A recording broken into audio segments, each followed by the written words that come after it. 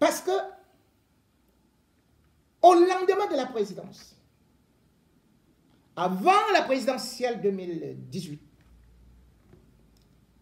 combien de Camerounais étaient heureux de voir deux jeunes politiciens arpenter les plateaux télé, nous proposer des nouveautés, nous chanter des programmes aussi mielleux, savoureux que malheureusement brumeux. Parce qu'aujourd'hui, lorsqu'on voit comment est-ce que ces personnes, au lieu d'apporter le changement, ont changé uniquement leur vie, et que beaucoup de jeunes sont en train de les suivre. Moi, en tant que leader d'opinion, je me dois d'alerter. Parce que je n'aime pas le suivisme moutonnier. Et parce qu'en même temps, lorsque je vois le danger arriver et que le peuple est en train, surtout la jeunesse, d'aller tomber dans le ravin, dans les abîmes, avec des espérances chimériques, je me dois de dire, ça suffit. Espoir Matomba, Cabral Libi, voilà des jeunes qui ont fait rêver, ou font même encore rêver certains Camerounais. Mais je me dois de vous dire une chose. Je ne les déteste pas. Parce que je suis celui-là ayant toujours eu à faire la promotion de la jeunesse. Et parce que personne d'entre eux n'a plus que moi. Donc, ne me dites jamais que je peux être jaloux. Non. Personne, je dis personne d'entre eux n'a plus que moi. Je le dis. Depuis le Cameroun, où j'ai été directeur, j'ai pu au moins vivre dans des conditions assez adéquates. Mais si je parle aujourd'hui, c'est parce que je vois que beaucoup de choses sont en train de tourner au vinaigre et que le Cameroun, au tournant de l'histoire, avec le régime Biya qui est au soir de son existence. Donc il faut imaginer la suite avec certainement de nouveaux habits ou alors de nouveaux personnages. Mais il ne faudrait pas qu'on ait une jeunesse au niveau du visage qui ressemble à des anges, à des archanges, mais surtout, lorsqu'on les déshabille, on retrouve que c'est une autre artillerie de la vieillerie cachée sous le visage des jeunes. Je parle de Cabral Libi aujourd'hui parce qu'il fait l'actualité avec le livre Le fédéralisme communautaire. Je ne veux pas revenir en gros sur ce livre où chacun d'entre vous, ou ceux qui ont pu le lire, peuvent dire tout ce qu'ils veulent. Mais toujours est-il qu'on se rend compte que c'est encore une idée qui est vieillotte, qui est recyclée, ou même qui a été empruntée, ou bien volée chez Mila Assuté. Mila Assuté, justement, est celui-là qui l'a fabriqué. Donc, exactement comme Biapo aussi fabriqué quelqu'un.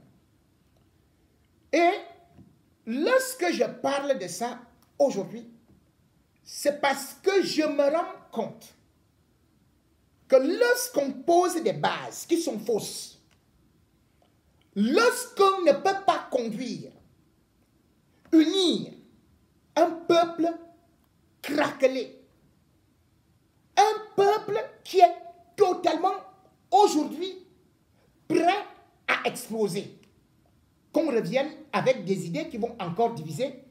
J'ai dit, mais attention, parce que le RDPC n'a fait que régner en divisant. Puisque le livre des chevets de Paul Biya, justement, c'est Nicolas Machiavel, le prince, qui d'ailleurs était aussi le livre de Mobutu Sese Seko. diviser dans une nation est un danger. Et lorsqu'on voit que un jeune politicien reprend des idées de cette envergure, bien évidemment, vous allez me dire, le fédéralisme communautaire, mais quand on parle déjà du communautarisme, ici même quand vous parlez de ça, déjà de ça, vous pouvez aller en prison. Mais au Cameroun, on peut s'en vanter. Le fédéralisme communautaire, justement, est donc un habillage de la politique du RDPC. Et si aujourd'hui Cabral est là, c'est parce qu'il a été justement fabriqué par le RDPC. Et il faut en parler. Le RDPC avait besoin d'utiliser une jeunesse comme des valets, de lancer des bulles puantes pour tuer l'opposition et tout espoir de changement. Et le RDPC, comme à son habitude, a encore eu à monter quelqu'un qui aujourd'hui ne s'occupe pas des problèmes de société ou des problèmes de la jeunesse. La preuve, c'est qu'il est entré quand même au niveau de l'hémicycle. Quel problème de la jeunesse a-t-il soumis? Qu'est-ce qui a changé? Rien du tout. Mais lorsqu'on regarde les parcours, c'est là où il faut toujours se dire. La frappe en politique est quelque chose que je vais dénoncer. L'escroquerie politique est un danger pour notre société. M. Cabral Libye a eu un parcours qui, je peux le dire, est parsemé d'ingratitude et de trahison. Et je me suis un peu intéressé pour voir, parce que pour qu'un homme puisse diriger, il faut qu'il y ait déjà une fidélité. Il faut qu'il soit capable de tenir à ses paroles. Vous l'avez connu à travers Univers. Univers, c'était quoi? C'était le professeur Nkumvondo. Mais quand je me rends compte que ce qui s'est passé avec le professeur Nkumvondo, dans un divorce total, alors que le professeur Nkumvondo est celui-là qui, bien évidemment, avait aussi imaginé l'idée du nouveau Macron. Mais lorsque je vois comment ça s'est terminé, j'ai dit, Eda. Ça s'est terminé où? Parce que Nkumvondo a demandé qu'on fasse le compte de ce que vous dites que vous avez cotisé pour son élection. Un jeune se doit de rendre compte. On ne peut pas cotiser et on ne rend pas compte. Depuis la fin de l'élection, où a-t-il rendu compte? Et c'est le chef de l'État qui va diriger en rendant compte. Si déjà son mentor, Nkumvondo, ne s'entend pas avec lui, vous pouvez dire, bon, il peut arriver que les gens se séparent. Mais je regarde quand il était à l'université. Il était avec qui? Il était avec Chef Moulé Assouté, qui a d'ailleurs payé ses études, qui payait même sa chambre pendant un an. Mais comment se sont-ils séparés? Qui a eu l'idée de 11 millions de citoyens? Chef Moulé Assouté dit que c'est lui. Il a donc été le mentor de Cabral Libye. Ils ne sont plus ensemble. Et puis, vous allez me dire, bon, non, c'est normal. Mais je regarde un certain nombre de choses également. La bataille qui se livre, qui se passe entre lui et quelqu'un qui a été aussi très proche, qui l'a aidé, à savoir Jean-Claude Mbédé. Jean-Claude Mbédé est un journaliste qui, d'ailleurs, je crois qu'il était à l'époque à STV dans les années 2003-2004. D'ailleurs, il avait pondu un reportage très intéressant sur les leaders de l'université de Yaoundé en format 40 minutes x 2. C'était un reportage très intéressant où tous les leaders prenaient parole, sauf Cabral Libye, parce qu'à cette époque-là, Cabral Libye était quand même à l'université de Yaoundé. Et bien évidemment, les sponsors qu'il avait là-bas, c'était Jean Tabimanga, le recteur, qui d'ailleurs a fait que Cabral Libby puisse non seulement devenir comme chef de chaîne adjoint de Radio Campus, mais aussi lui a donné une épicerie. Je peux vous rappeler que M. Jean Tabimanga est mon cousin germain. Donc, je n'aimerais pas parler de certaines affaires dans la vie privée qu'ils ont eu à faire. M. Cabral Libby sait de quoi je parle. Passons. Sauf s'il veut que je parle. Je ne parle pas encore de ça. Mais j'y reviens. J'y reviens uniquement parce que c'est un démarrage qui montre jusqu'où la personnalité a eu beaucoup de parcours. Un peu tortueux. Qui me gêne. Parce que ce qui me gêne, pourquoi est-ce que je parle de ça? Avant de revenir sur Jean-Claude Mbédé. C'est que j'ai vu que celui qui vient défendre le livre de Cabral Libby, c'est Jean-Paul Mbia. Jean-Paul Mbia est du RDPC. Il est le conseiller de Jacques Famondongo. Je l'ai connu quand j'étais à Radio Siantou. Voilà des gens qui étaient pratiquement des suprématistes, qui voulaient détruire ce pays, qui me disaient que non, les Bamileke et tout, alors que Jean-Claude Mbia, lui-même, son père est Bamileke. Et il a grandi là en Balmayo. Mais, lorsque j'ai vu comment est-ce qu'il qualifiait le livre de Cabral Libby comme étant du nectar, mesdames et messieurs, dites-moi, quelqu'un est du RDPC. Il est le conseiller de Famondongo. Et il défend quelqu'un de l'opposition. Il défend les idées de quelqu'un de l'opposition. Non. Je n'ai jamais vu ça depuis que je suis né. C'est donc la preuve que tout ce que ces gens sont en train de jouer, c'est de la comédie. Et je vais y revenir pour vous prouver que c'est de la comédie. Ils vous amènent en bateau. C'est des gens qui ont été fabriqués par le régime pour venir distraire la jeunesse, pour venir tuer l'opposition. On les appelle les opposants du cabinet civil. J'étais en train de parler de Jean-Claude Mbédé parce que Jean-Claude Mbédé est aussi de cette jeunesse qui d'ailleurs a été diffamée. Et d'ailleurs, beaucoup de gens de Cabral continuent à le diffamer souvent, puisque ça tire beaucoup là-bas, le qualifiant même d'homosexuel et tout ça et tout. Mais sauf que c'est quand même épatant. Lorsque je me rends compte que, après des enquêtes, le Jean-Claude Mbédé en question, journaliste au Cameroun, et qui est devenu diplomate après, est celui-là qui a beaucoup aidé Cabral Libby. Puisque lorsqu'il quitte l'ambassade d'Italie, justement en Éthiopie, parce que l'Éthiopie, c'est ce qu'on peut appeler l'épicentre de la diplomatie italienne. Vous savez, pour ceux qui ont beaucoup lu l'histoire de la colonisation, ils savent que l'Italie voulait coloniser l'Éthiopie, mais n'a pas réussi. Et du coup, voilà, ça a été la première victoire d'une force de nationalistes sur des colons. Donc, finalement, ils ont eu à maintenir une très très bonne relation. Donc, l'Italie, le centre de la diplomatie italienne à l'extérieur, le ministère des Affaires étrangères, c'est d'abord, bien sûr, en Éthiopie.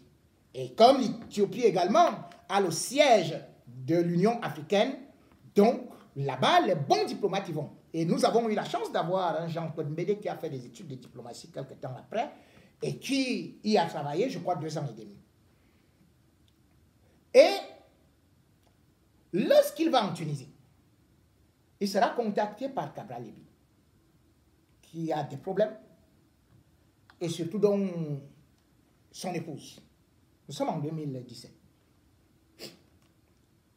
Et, bon, je ne vais pas dire de quoi. Bon, retenons tout simplement que son épouse va en Tunisie, puisque c'est la vie privée, et comme je n'aime pas parler de la vie privée, surtout des femmes d'autrui, ou même des enfants, Mais je parle de cette histoire parce que ça a été très important au niveau de ce qui est en train de se passer dans les réseaux sociaux. Parce qu'il va héberger Peggy, la femme de Cabral Libby, pendant le temps qu'elle ira à l'hôpital. Et d'ailleurs, elle va habiter chez Jean-Claude Mbédé pendant au moins un mois, avant de revenir au Cameroun, où malheureusement, après, elle va couper les contacts avec, bien sûr, Jean-Claude Mbédé. Mais néanmoins, Jean-Claude Mbédé est aussi celui-là qui a beaucoup plus aidé Cabral Libby, même si aujourd'hui, ils sont en train, ou bien si aujourd'hui, ceux de ces militants sont en train de l'insulter. Parce que pour qu'il voyage, la première fois, il fallait déposer la demande de visa à l'ambassade du Cameroun, de la France, au Cameroun. Et bien sûr, il va déposer cette demande. Et à cette époque, il n'a pratiquement rien, puisque même 35 000 francs, il n'avait pas dans son compte, ne serait-ce que pour... Donc Jean-Claude Mbédé va quand même jouer un rôle importantissime. Je ne vais pas donner tous les détails, mais toujours est-il qu'on va lui donner un visa qui va courir du 29 septembre 2017 au 16 octobre 2017. Et qu'il devrait se présenter lorsqu'il rentre justement le 17. Lorsqu'il va arriver ici à Paris, justement, il va habiter, bon, je ne sais pas le nom de ces gens-là, parce que Cabral Libby n'habitait pas l'hôtel, donc il habitait chez les gens. Et il devait partir en Italie, dans une université à Rome, où il devait faire une sorte de conférence. Là, il n'est pas encore déclaré candidat à l'élection présidentielle. Il arrive à l'aéroport d'Orly. C'est la gendarmerie qui l'arrête. La gendarmerie française.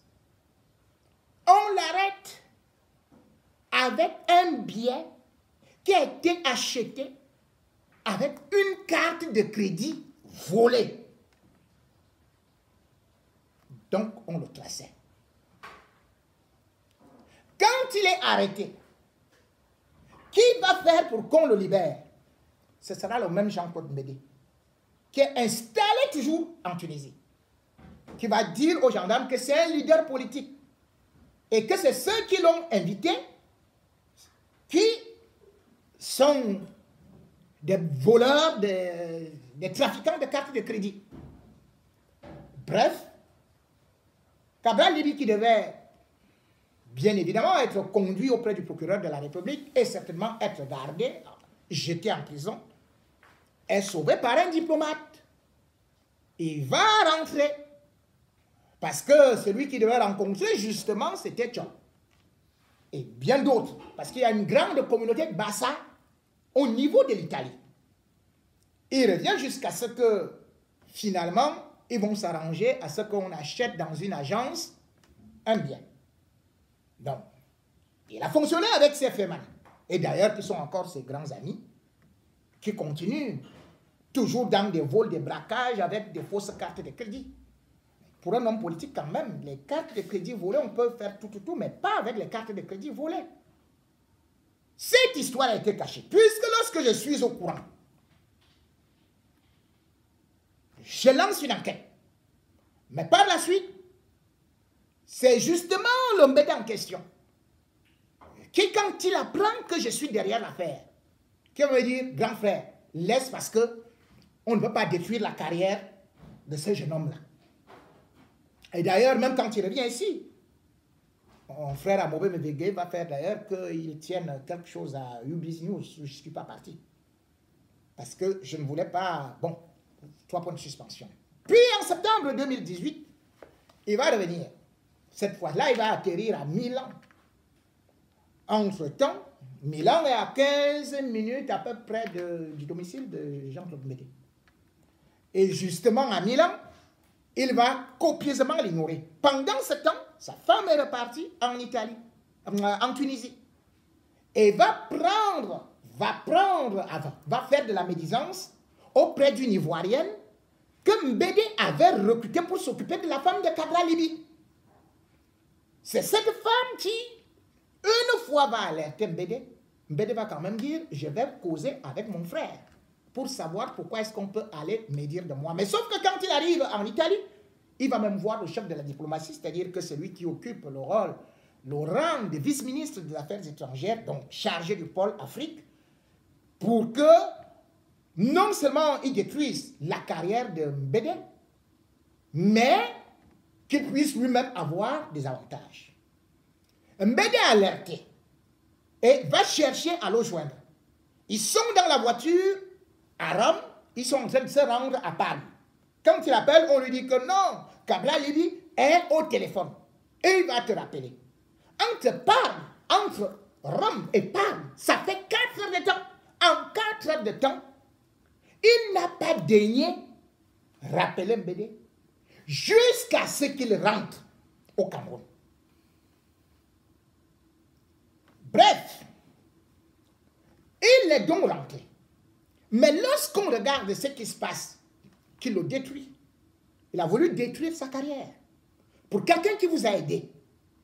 Mais surtout ce qu'on voit qui est en train de se passer, comme je le regarde aujourd'hui, c'est quoi? C'est que on ne peut pas dire qu'on veut faire de la politique et on utilise les gens comme des branches.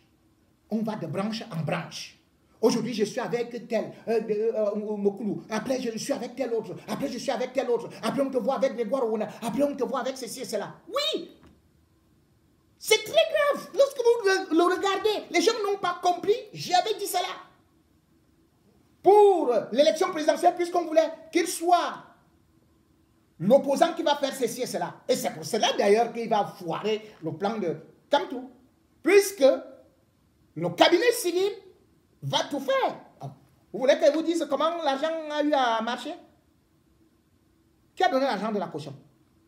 Vous dites que vous avez cotisé. Bon. Qu'ils sortent donc les listes. On voit.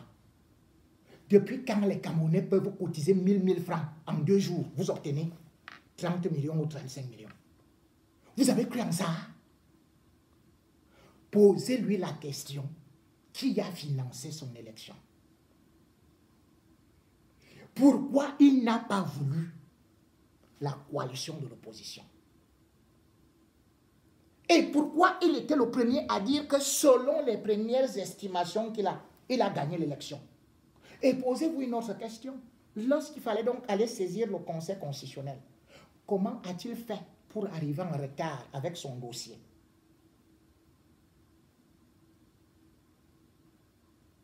Parce que si 2, 3 opposants disaient que le régime Biya a volé l'élection, la communauté internationale allait véritablement comprendre que c'est trop grave. Mais comme il y avait 2 jeunes, plus Joshua aussi, donc il y avait Cabral, il y avait Matomba, qui savaient ce qu'ils ont arrangé avec le cabinet civil. Oui, bien. Chacun a joué sa partition pour isoler Kamto. Voilà la réalité. D'ailleurs, vous avez pu le constater pendant l'élection présidentielle. Normalement, l'UPC, c'est le vieux parti que tout le monde connaît dans l'Union Ekele. Mais l'UPC a été quand même écarté. Les 2 branches, par Atanganji. Mais curieusement, aux législatives et aux municipales, le même Atanganji a réhabilité l'UPC. Vous vous rendez compte quand même? Quelques temps plus tard, pas au municipal, plutôt au régional. Puisque aux législatives, vous savez très bien que Cabral Libi, on lui a donné 5 députés. 5 députés au PCRN. On a légalisé son parti. C'est facile au Cameroun comme ça. Et puis 300 conseillers municipaux. Curieusement, quand les régionales arrivent, à Tanganji réhabilite l'UPC. Et du coup, Cabral Libi perd les régionales. Pour qu'on lui dise que tu restes toujours soumis à nous. C'est la réalité. Les gens vous disent qu'ils sont des opposants. Mais non, que quelqu'un dise, je suis une antichambre du RDPC. On ne peut pas être opposant. Et on a trop l'argent du gouvernement. Ou bien, on se fait trop aider par le gouvernement. C'est ça que je dis, on vous ment. Ce n'est pas parce qu'on est jeune que certaines choses, certaines mentalités ont changé. Même à l'université, allez, vous allez demander qui le prenait au sérieux. On savait qu'il est trash.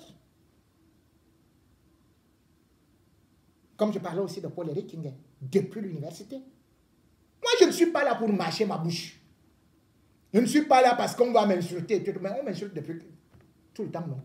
N'est-ce pas qu'on invente des choses sur moi? Machin, et tout. Oh, opéré. Oh, la chaussure. Mais moi, j'ai dit ce que je pense parce qu'après analyse, on ne peut pas se tromper pour la future élection présidentielle. Parce que les démarches ont déjà recommencé. Il faut ouvrir les yeux à la jeunesse. Jeunes Camerounais, qu'avez-vous vu comme changement depuis que vous avez élu votre Macron? Jeunes Camerounais, quel projet en faveur des jeunes avez-vous eu depuis que vous avez élu votre Macron? Mais non. Tout comme j'ai dit, dans la même situation, dans les mêmes positions, il y a un autre caméléon qu'on appelle Serge Espoir Matomba. Lui, c'est une catastrophe politique. Parce que celui-là, il a bluffé tout le monde. Wow, voilà le milliardaire. Wow, il est un homme d'affaires. Wow, il a des sociétés. Oh, il a des entreprises. Mais les Camerounais, oh, vous êtes même comment? Serge Espoir Matomba, qu'il vous cite 5 personnes qu'il emploie. Où est sa société? Où sont ses sociétés là où il est milliardaire? Chaque jour chez les Serge Espoir Matomba, lui aussi il vient s'asseoir. Hein? J'ai eu ma première entreprise à 17 ans. C'est où? Après il dit, j'ai une société, une compagnie d'assurance. C'est où? Serge Espoir Matomba fait dans le tcha-tcha, les fausses cartes. C'est un peu mal. Je vous ai dit depuis le Portugal. Depuis la Guinée-Bissau. Partout où il est allé, avec des faux noms et tout et tout. Et il utilise des femmes. Il vient, il vous vend du vent. Je connais une jeune fille, Betty, là, non seulement. Elle était hôtesse de l'air à Camerco, puis il est allé à Ethiopian Airlines. Elle a même eu l'enfant avec Serge Espoir Matomba. Il lui disait de la même façon qu'il était milliardaire. Cette fille-là, elle est ici quelque part à Paris. Tout comme il y a une jeune qu'on appelle, enfin, je ne donne même pas son nom, c'est une jeune blanche, qui a eu un enfant, mais qui fait actuellement les ménages à Paris, que Serge Espoir a détruit sa vie. Et il y a Clarence Yongo, cette journaliste-là, vous la connaissez. Elle a porté plainte. 7 millions escroqués. 7 millions. Vous êtes milliardaire, vous partez escroquer. Une collaboratrice, 7 millions. La plainte est là. Milliardaire. Qu'il vous montre où se trouvent ces sociétés. Voilà des gens que le régime vous fabrique pour vous enfumer. Que Serge Espoir Matomba vous montre les multiples bus qu'on disait là. Il n'y avait qu'un seul bus. Qu'on est parti pour peinturer au machin là. Ce n'est pas son bus. Il n'a même pas acheté ça. Il n'a jamais même payé la location. Même l'assurance, il n'y avait pas. Les petits t-shirts et tout ça. Tout ça est venu de l'escroquerie. Regardez sa qualité de parti. Les PURS, un parti impur. Et on appelle ça pur. Les PURS, vous vous rendez compte, c'est-à-dire que les faits m'annoncent souvent de ces appellations. Les PURS. Le président de l'assemblée de son parti, c'est son beau-frère. Le trésorier, c'est son petit frère. Celle qui est chargée des affaires extraordinaires, c'est sa mbok, comme on dit. Et elle est conseillère municipale. Voilà comment ce monsieur fonctionne. En vous bluffant. En racontant du n'importe quoi. Et les gens sont là. On l'appelle monsieur bon de carburant. Il vit au cabinet civil. Ce sont les mêmes gens qui sont derrière Grégoire Ouana. Ils ne pouvaient pas accepter la coalition. Ce n'est pas parce qu'on est jeune, il faut regarder ce que ces gens-là ont fait dans la vie. Oh, j'ai fait de grandes études de quoi là et tout et tout. Vous ne connaissez même pas l'université là où il a été. Même le nom est faux. Tout est faux chez lui. Tout est faux. Même la maison qu'il habite est fausse. Puisqu'il ne paye pas. Et même les hôtels, il ne paye pas. Un homme politique qui ne paye pas les hôtels. Il a allé dans des hôtels à Yaoundé. Et il y a les factures là-bas comme ça, qu'il n'a jamais réglé. Allez à Clamentis Hotel. Il va là-bas, il ne paye pas. Et le pire, c'est qu'il était venu ici à Paris. Toujours avec les fausses cartes de crédit. Le tcha-tcha. Il est parti prendre une chambre d'hôtel aux Champs-Élysées.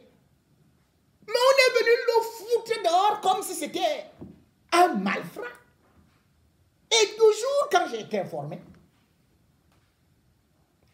alors qu'il disait qu'il fait la campagne, hein, on me dit que non, il y a un Camerounais là, on dit que c'est un homme, grand homme politique et tout, qui a volé des cartes de crédit, on vient de le foutre dehors.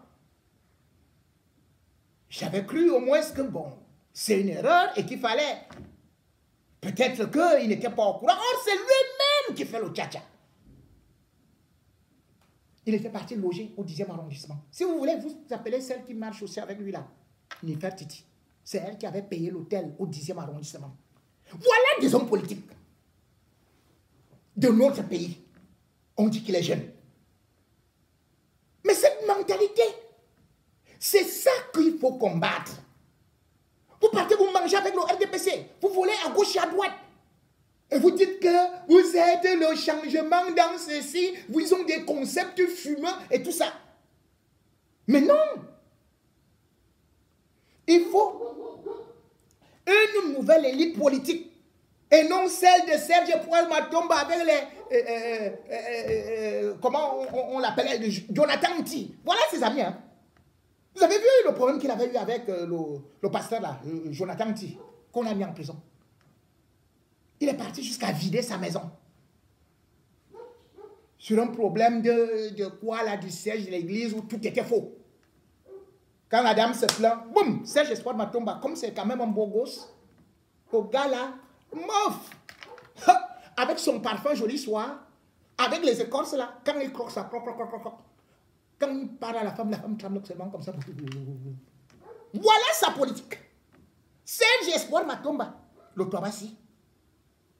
Voilà, c'est un politicien du Touabassi. Pour lui, là, sa politique, c'est avec seulement des femmes. Le Touabassi. Dès qu'il te parle comme ça, là, il mange l'ombitacola. L'ombitacola qu'on avait aussi réservé à Jean-Claude Mbédé. La femme de Kalalibi, comme cadeau, avait apporté à Jean-Claude Mbédé l'ombitacola et le bâton de manioc. Ah ça, ce soir, Matomba, il se balade avec beaucoup d'ombitacola et beaucoup d'écorce là. Avant de venir vous parler, il croque. Quand la femme entend ça, la femme donne seulement. Voilà nos politiciens. Non. Quand on est jeune politiquement, il faut une nouvelle classe. Vous ne pouvez pas accompagner le RDPC et vous croyez que nous serons dans le changement. La femme de Jonathan Nti. Jonathan, comme tu aimes trop sortir sur les réseaux sociaux là, toi-même tu sais qu'il a dragué ta femme, non? Bon, enfin, ne parlons même pas de ça. Moi j'ai dit que ne parle pas de ce côté-là. Mais je sais que ça manque pour que tu récupères ton matériel, ton téléviseur là. Ça a été dur, non? Il a même pris tes marmites. Ouais, Jonathan, il est mort. Oh, Jonathan. Ah, voilà Jonathan. L'ami de Serge Espoir Matomba. Il est parti en prison. Dès qu'il est parti en prison, c'est Serge Espoir Matomba qui a organisé pour qu'on aille vider sa maison. Il a pris la femme même qui était contre Serge Espoir Matomba, qui l'utilisait comme machin, tout et tout et tout. Et finalement, lui-même, il a encore monté dessus. Mais non, mais non. Moi, je ne suis pas là pour parler de beaucoup de choses vous concernant. Mais je dis encore, Serge Espoir Matomba, tu as volé l'argent de Clarence Yongo. Mais comme tu as les amis dans le gouvernement, tu ne veux pas rembourser l'argent de cette fille qui a des enfants à nourrir. Tu la nargues. Parce que chez vous, dès que vous signez avec le gouvernement, vous vous dites que vous êtes tout puissant. C'est comme Cabral Lévy, vous voyez, il est parti sortir des gens qui ont contribué à tuer une jeune fille. Mais il est parti les libérer. On s'appelle où il disait que Poutine et quoi là, l'Engejo et tout ça. Ils sont dehors. Une fille d'autrui est morte, enterrée, ensevelie. Et vous voulez que ce soit les gens là qui apportent le changement? Il n'a même pas souhaité les condoléances à cette famille. Oui, Paul Biya était aussi jeune comme lui. Paul Biya d'ailleurs, il a entré au pouvoir à quel âge? Mais il était à la présidence à 29 ans. Mais on voit ce qu'il est devenu. Mais si à cet âge-ci, vous utilisez vos petites relations pour nuire aux autres, pour nuire à tous ceux qui ne sont pas d'accord avec vous, pour nuire à même à une fille qui ne vous avait rien fait, vous l'enterrez. Quand Clarence Yongo va aussi se suicider, ou bien sera tuée, parce qu'elle est menacée par cet individu qu'on appelle Serge Espoir Matomba. Elle a travaillé pour Serge Espoir Matomba. Serge Espoir Matomba là a menti. Oh, l'argent vient de la Guinée. Oh, l'argent a fait ceci et cela. Même en Guinée-Bissau, il a fui là-bas en pleine nuit. Quand on arrive au Cameroun, c'est eux qui deviennent des présidents. Tous les femmes deviennent des présidents au Cameroun. La frappe. Clarence Yongo est en train de souffrir. Elle a des enfants à nourrir. Et il y a d'autres femmes dont je ne veux pas citer des noms qui sont dans l'anonymat, qui sont en train de pleurer contre pour ce que Serge Espoir Matomba a fait contre eux.